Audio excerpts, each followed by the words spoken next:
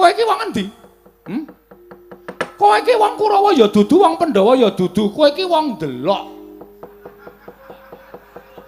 Kowe iki ra duwe sambung rapet apa-apa karo Kurawa. Lah kok melu-melu perkara iki? Saiki sing bener kowe apa aku? Modar kowe.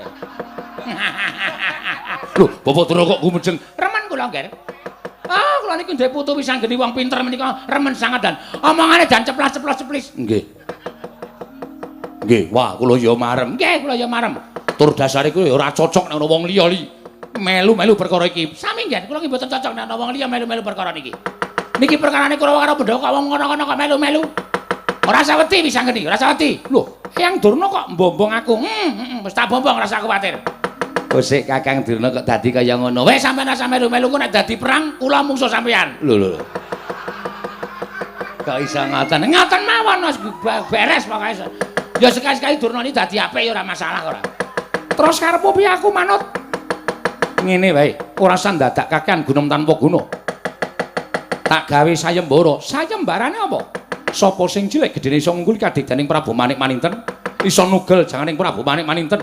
Nyangking mestakaning Prabu Manik Maninten gage boyong negara Ngastina metu njaba.